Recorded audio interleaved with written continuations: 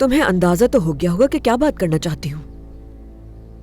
जी अम्मी, नसरीन और उसकी अम्मी को यहाँ से भेजना चाहती हैं आप। जानती हूँ तुम उन्हें भेजना नहीं चाहते हो, लेकिन मेरे पास इसका बहुत अच्छा हल है जिससे वो दोनों भी खुश रहेंगी। मुझे इनकार सुनने की बिल्कुल आदत नहीं करीम, ये तुम अच्छी तरह जानते हो।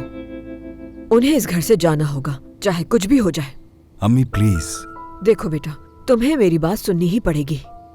तुम वो पीछे वाला घर जल्द अज जल्द बनवा लो, वो दोनों वहीं रहेंगी।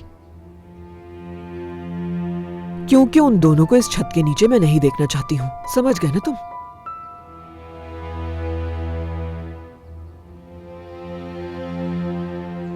मैं तुम्हारी आजकल ये जुर्रत देखकर बहुत हैरान हो रही हूँ सादिया।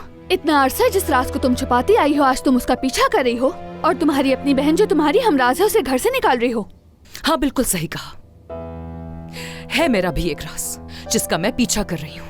और जहाँ तक बहन की बात है, क्या इस तरह से करती है बहनें? हाँ, क्या ऐसी खुदगर्ज बेरहम इंसान मेरी बहन हो सकती है?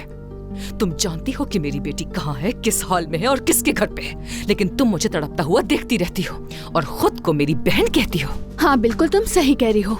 मैं जानती हूँ कि तुम्हारी बेटी कहाँ है और किसके साथ रह रही है। जो औरत इतने अरसे से उसकी देखभाल कर रही है वो मेरे दरवाजे पर आई और मैंने बड़ी बेरहमी से उसे बाहर फेंकवा दिया।